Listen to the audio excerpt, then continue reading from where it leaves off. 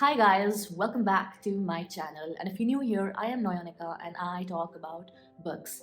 So today I will be talking about all the books I've read in 2024, and I don't want to make this video long, but to be very honest, nobody really watches such long videos. I myself don't have such a long attention span to watch a 30-minute video. No matter how much I like the book viewer, no matter how much I like the book, no matter how much I like the content, I still don't have the patience to watch 30-minute video. So I'll try my very best to make this video short, even though I want to talk a lot about these books that I've read this year. So yeah, so without any further delay, without long introduction, let me just dive into all the books I've read this year. And before that, please, if you do like my content, give it a like, subscribe to my channel, and do let me know in the comments below if you have any other book recommendations for me to read and review on this channel.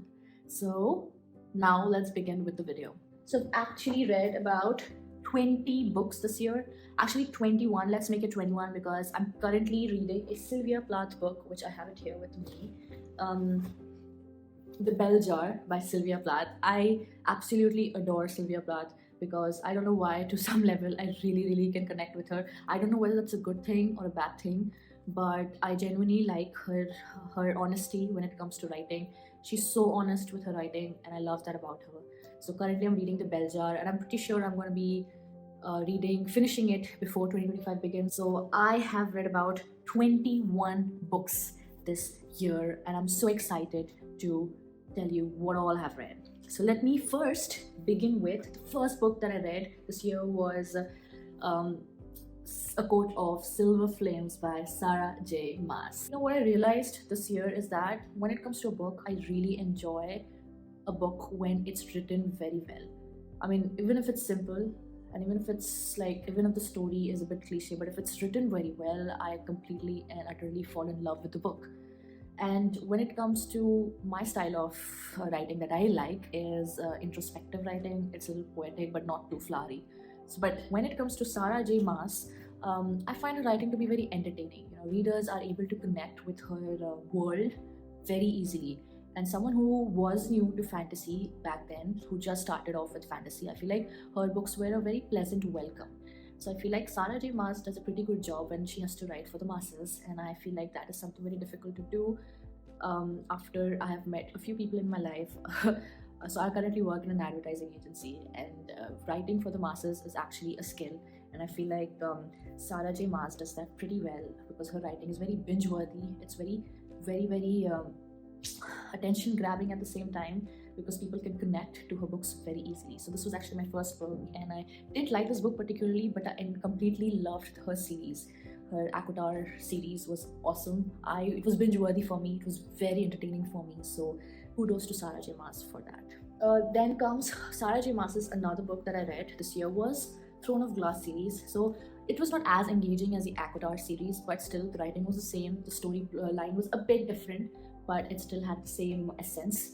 So I feel like Akutar was better, but Throne of Glass, I read the first book and I remember I think I quite enjoyed this, and I think there was a second book. I'm not sure whether I read it. I don't have it with me right now, but yes, I've read her second book. I think it was called Crown of Midnight or something. So I completely forgot about that. I forgot that I read 2 books from the series. So that's awesome. So I read Throne of Glass and Crown of Midnight. And the next one I would be reading is Assassin's Blade. Hopefully I will read it in 2025. The next book that I've read is More Days at the Moras Bookshop by Satoshi Yagisawa, translated by Eric Ozawa. So this book, this book is the second book of the Days at Moras Bookshop. And the thing is, I like the first book more. The second book was okay. I don't know why I was expecting a bit too much from the second book, but I think the first book did an amazing job at helping me relax, detaching myself from the reality. It kind of helped me escape the first book. I don't know why the second book didn't do that well with me, but it's still a good book. I wouldn't deny the fact that it's not. So I feel like it's very simple, very easy to read. So I feel like if you're someone who wants to take a break from reading, want to catch a breather, so this series is pretty good. So give this book a shot if you get the time. I remember I bought this book from Fakir Chand bookstore. I love this bookstore. It gives me such pleasant vibes. I'm not sure if you can see it. Anyways, the camera's not focusing. There you go. And the next book is actually my favorite, and that is The Book Thief by Marquez. I think this was a highlight of my reading journey this year because I completely and utterly fell in love with the book because it was very different to what I usually read. Since it was written from Death's perspective, I feel like it entirely changed my entire perspective about books that are based on war. I don't read a lot of books based on war because it actually makes me really sad and it's very horrific sometimes to see the details. Sometimes I feel like ignorance is very good when it comes to this, but I enjoyed reading how death perceived humans, especially during a very troublesome time during World War II. This book was actually set in Montreal, Germany, and it was from a perspective of death who was looking at this little girl who had just moved to her foster parents, I believe. Yeah, so this girl is actually 9 years old, and her parents had a Jewish man in their house, hiding in their house, helping the man. And that time, you know how World War II was, it was during the Holocaust time, so we got to see the entire conundrum that this entire family was stuck in. So I feel like The Book Thief did an amazing job at portraying struggles and how death perceives human beings, especially during these worst times where death has to carry so many souls because death is everywhere when it's war. So I feel like this book was very good and it did an amazing job. You see how many quotes I've highlighted. I really loved this book. So if you ever get the time to read, please start with The Book Thief this year. Next book, I tried getting into a little bit of philosophy, so I bought the book The Fall by Albert Camus. And I'm sorry if I'm pronouncing the name wrong. So this book was like it kind of explored loss of innocence. It explored solitude, it explored loneliness, and I'm just going to read a quote from this book which will kind of summarize what this book is really about. So the quote is, "I had long lived under the illusion of universal accord, while in reality criticism, jibes and scorn rained down upon me, and I remained smiling and oblivious. As soon as I became aware of it, lucidity arrived. I received all the wounds at once and lost my strength at a single blow. Then the whole universe began to laugh around me." Damn, that is deep. That is really deep. I think that's just life, you know. That's just life and humanity. So anyways, this book it took me a bit time to complete this 90-page book because I had to think a lot. I had to pause a lot while reading it. But nevertheless, Albert Camus is a philosopher that I genuinely feel like I can understand. So if you like philosophy, please, or if you want to get into it, I think this book is the best way to start. Another book I completely loved was Metamorphosis by Franz Kafka. I felt so bad for the main character here. I mean, this book explored alienation, it explored existentialism, it explored disillusionment. So this book was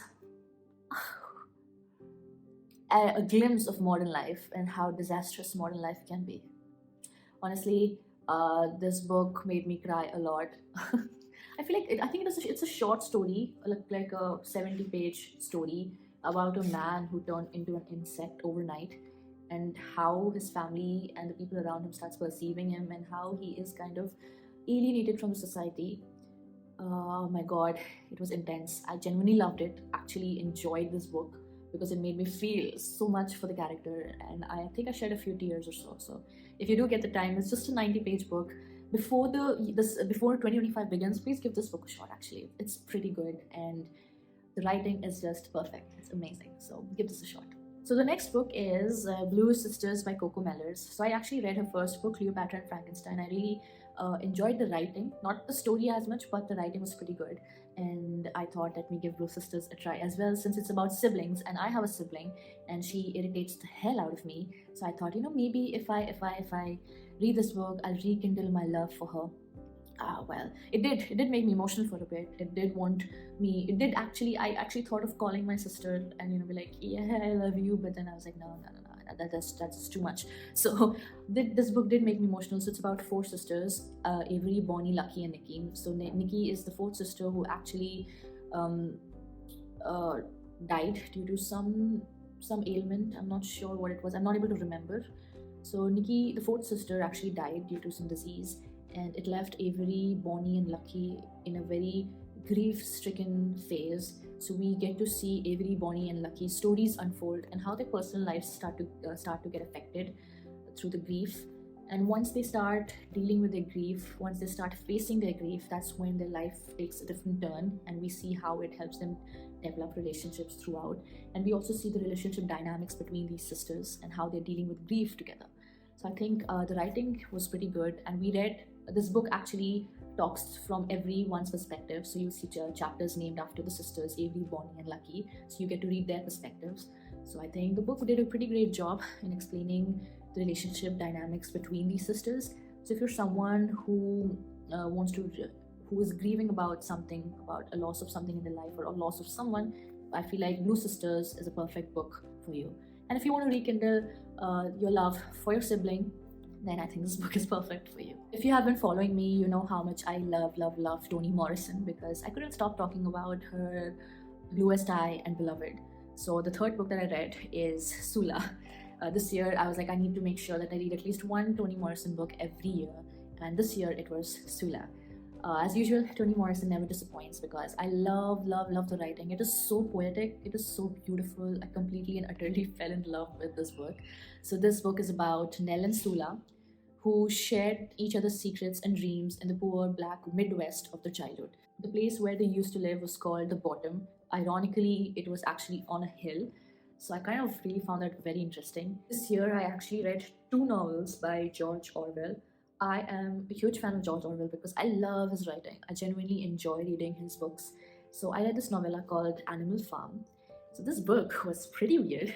It was very weird, but I genuinely enjoyed this book because it was like a brilliant allegory that actually critiques power, that critiques politics, human behavior. So basically it's about animals in a farm that plan to overthrow their owner, the human owner.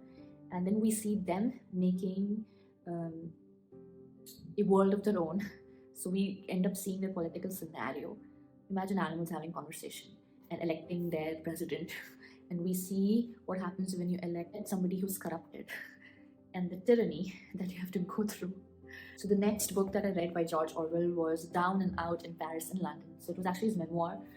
So he went to Paris and London to pursue his writing career, but it took a derail because he hit poverty. So he experienced poverty firsthand, even though his parents had the money to help him with his accommodation and everything, but he wanted to experience poverty in order to write a great novel. So I found that to be very interesting, especially because it's a true story. So his experiences in Paris was crazy, and even in London. I mean, it was genuinely crazy of what George Orwell had gone through in order to get inspired for his writing. If you're stuck in life, I feel like this book is very motivating, and I genuinely enjoyed this book. So George Orwell, again, never disappoints. I always enjoy his books. And the other book that I read is A High Wind in Jamaica by Richard Hughes. So this book is about a group of kids who were being moved from Jamaica to London because of a hurricane that hit these kids' home, and their parents started to get worried for their safety, so they decided to send their kids back to England. So in between their journey, their ship gets attacked by a group of pirates, and then now we see loss of innocence, where the children are now growing up with pirates. So they tend to see and watch everything and they learn from it, and then we also see how obnoxious these children are. So I feel like the writing was very difficult for me to follow in the beginning, but as you keep reading the book, it gets better. It has a very interesting plot, and yeah, so this was one of my, not favorite, this was one of my books that I quite enjoyed reading. So if you do find the time, please give this book a shot as well. And the next one was a bit disappointing, which I was not expecting. It's Pet Sematary by Stephen King. I thought Stephen King would be amazing. I mean, yes, there's no doubt that he is a great storyteller. I loved the writing. It was a breeze for me to read this book. The book was so beautifully written, but the problem is that he went on and on for about 400 pages. Yeah, 400 to 500 pages, just on and on, and if there was this build-up, there was only build-up. I was like, when is that scene gonna come which will creep me out? I didn't find it scary or creepy. It's just that I got so bored with the build-up that when the actual scene came, I was like, okay. So I kind of lost interest in between. So I feel like this book would have been really good if you would have just removed all the build up and if you would have just put 300 pages instead. Would have completely enjoyed it. And the next one is The Grownup by Gillian Flynn. I'm not going to talk much about it because I've already given reviews on this a lot of times. So I found this book to be very weird, and it was pretty short. I think it's a short story, so it's about 80 pages. It's a one-day read, and it was very, very weird. I don't know how to feel about it, but again, it was an interesting read. So, and the next one is The Picture of Dorian Gray by Oscar Wilde. This book was about a very young, beautiful man who has a very, very, very, very, very charming face. So it's about a painter who's obsessed with this man and wants to paint the man, and he paints the man. And then we talk about how beauty is fleeting, to be honest, and how it talks about even narcissism. This guy keeps rambling and rambling and rambling, the main character, one of the main characters, and how Dorian starts growing up and he engages in scandals and sinful pleasures, and how he starts to look at his image, how his portrait starts to deteriorate with his personality. So I thought that was a very, very interesting take. So it is actually a gothic fiction, which I didn't know, which is pretty interesting. So I read a gothic fiction this year. So if you want to read a gothic fiction, if you want to kind of talk about souls and be a little introspective about it, please go ahead and read Oscar Wilde's Dorian Gray, The Picture of Dorian Gray. And the writing is just chef's kiss. It is so good. I almost highlighted the entire book. It is so good, so good. So give this book a shot if you have the time. If not, that's fine. But Oscar Wilde is actually worth reading. Next one that I read is Of Love and Other Demons by Gabriel Garcia Marquez. So this book was about a lot of things. Firstly, it was about rabies, and it was about ignorance, and how ignorance can kind of come in the way of things which are, I mean, this book was entirely messed up. I don't know how to explain it. All I can say is just go in blind with the book, because at the end you'll be like, what did I just read? It's so messed up. It's so messed up. Sometimes religion can come in the way of so many things, and how ignorance sometimes can affect a person's health, which can also sometimes lead to death. So I feel like this book is an eye-opener. It's beautifully written as well. It's a bit difficult in the beginning to follow the author. So once you get used to the writing, it'll be very easy for you to follow. So I feel like this is one of the must-read. It should be one of your must-reads for the next year. So I completely and utterly enjoyed this book. The next one is Poppy War, The Poppy War by R.F. Kuang. I read this recently, and to be honest, I'm very, very disappointed because the world building was weak, and apparently it was taken from real life events. It was about the war that happened between China and Japan, and how ruthless war is. So I feel like it did good character building, but at the same time, I found the main character to be so obnoxious. I didn't enjoy this book at all. There was no originality. There was no world building done properly. Even though I did enjoy the strategy aspect of it, it delved a lot into the strategy planning behind the attacks and everything. That was pretty interesting to read, but I didn't quite enjoy the aspect of, I don't know, I didn't really enjoy this book at all. I mean, you're getting powers from a god, and I found this to be very cliche as well. There was nothing new, nothing original. I felt like it was you're forcefully putting in things which is not necessary. So I felt that this book was very forced. It didn't live up to its name, to be very honest. And one of the worst reads of this year was The Song of Achilles by Madeline Miller. To be honest, this book was very disappointing. I'm reading about Greek mythology for the first time. I know that the characters explored were from Iliad, and I don't know why. I just didn't like it. I found it to be very cliche. I found it to be a very young adult book. I think it is. Is it? I'm not sure. And there was no depth between these two lovers. They literally were ready to die for each other, and the love was not really explored that well. It was very, very, very brushed off, and it was a war that was lasting hundreds of years, right? I don't even remember it now. It was that insignificant for me. I think I've put a detailed review on this, so please give a look at my channel once if you want a detailed review of it. So very disappointing. disappointing, very, very disappointing, especially if you want to read about gods from Greek mythology. You would want to go in deeper, dig in deeper, but there was nothing of such sorts. Everything was brushed up, everything was rushed. Sorry to say, I didn't really enjoy this book at all. So the last book, I don't have the copy for it. It was actually very interesting to read, and usually I don't read a lot of murder mysteries, but this was a very good murder mystery, and it was a homage to Agatha Christie's And Then There Were None, if I'm not mistaken. So this book is called The Declagan House Murders by Yukito Ayatsuji. If I'm pronouncing the name wrong, please forgive me. And this book was written a long time ago. I don't know which year, I think in the 90s. And for the 90s, I feel like this book was written so well. It was like, I felt like this book was written this year or something. It was written so simple, so well. I really enjoyed it. And till the end, I couldn't guess who the killer was. So I feel like if you're into murder mystery and if you're into Agatha Christie, please give this book a read. It's literally a homage to And Then There Were None. So if you have read Agatha Christie's And Then There Were None, I'm pretty sure you're going to enjoy this one. So yeah, I think I've pretty much covered all the books that I've read, and I'm really sorry. I think the video kind of stretched a bit. Whenever I talk about books, I just keep rambling on about it, and I hope that my 2025 reading should be amazing.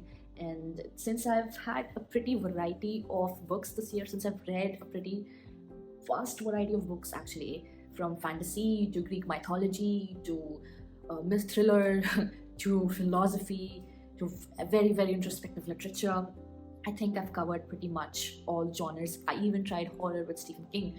So apart from romance, actually romance is White Nights by Fyodor Dostoevsky. So I think I've covered pretty much all the genres that I was supposed to this year and I wanted to. I also covered Gothic fiction. So I think I had a pretty vast reading year, and I hope that this continues. I want to get more into fantasy. I want to get more into romance as well. Yeah, so let's see how 2025 goes in terms of reading, and I hope you enjoyed this video. If you did enjoy my video, please press that like button, please subscribe to my channel, and do let me know how was your 2024 reading. And yeah, so let's stay connected, and I'll keep posting reviews as shorts as well.